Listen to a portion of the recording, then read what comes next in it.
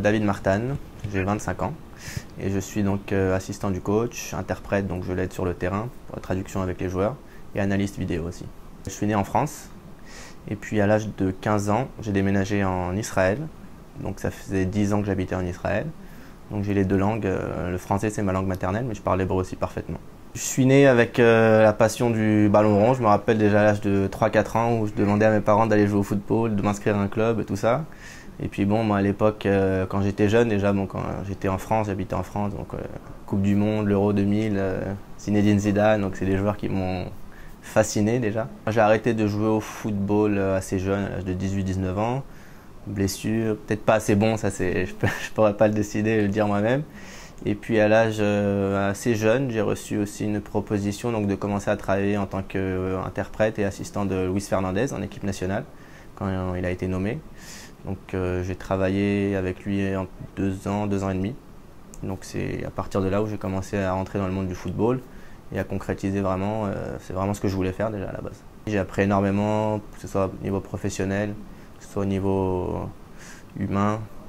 C'était vraiment une belle expérience. Forte personnalité, il faut falloir gérer, il faut savoir être vraiment son bras droit et pouvoir le garder, on va dire, de différents éléments, que ce soit de la presse, que ce soit des personnes à l'extérieur qui veulent peut-être pas sa réussite.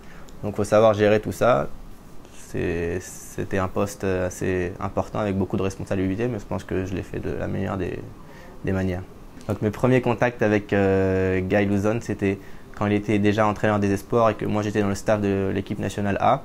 Donc là-bas on se connaissait parce que bon, il y avait un très bon contact entre les deux coachs qui décidaient souvent des sélections suivant si un joueur pouvait être sélectionné en A ou il pouvait descendre avec les espoirs. Donc il y avait vraiment un réel travail entre les deux.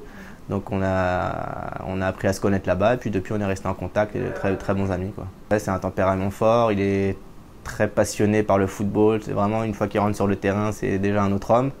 En dehors du terrain, bon, ça c'est ceux qui le connaissent pour dire que c'est un homme très intelligent, très bonne personne, humainement, dans tous les plans. Et sur le terrain, sportivement, j'espère que tous les supporters du Standard apprendront à voir que c'est un coach vraiment de très très haut niveau. Déjà, on partage la même philosophie du football parce que bon, je le connaissais déjà depuis quelques années. Ivan aussi, on le connaît parce qu'il a joué aussi dans le passé en Israël. Et puis bon, Ivan a un passé très riche en tant que joueur de football. Il a joué vraiment au plus haut niveau, que ce soit en France, que ce soit en Belgique, que ce soit même en Israël vers la fin de sa carrière.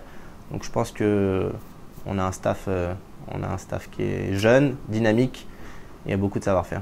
C'est essentiel d'avoir un staff qui travaille ensemble, main dans la main, que ce soit moi, que ce soit Ivan, avec Guy, avec Josh, l'entraîneur des gardiens, avec tout le monde autour, avec Carlos, Pierre, le team manager. Vraiment que tout le monde travaille ensemble, c'est très important. Et que si tout le monde travaille ensemble, que les joueurs restent unis aussi, on ne pourra que réussir cette année, je pense. Niveau professionnel, quand tout va bien, aussi sur le plan en dehors du terrain, tout va bien. Donc je pense que si on termine dans les 3 premières places, c'est notre objectif cette année, si on garde les joueurs en place, si on arrive à apporter peut-être un supplément de quelques joueurs. Et puis on aura aussi bientôt les qualifications pour l'Europa League, donc je pense qu'on aura énormément de matchs à jouer. Ce sera un très gros challenge, j'espère qu'on va le réussir sur tous les plans.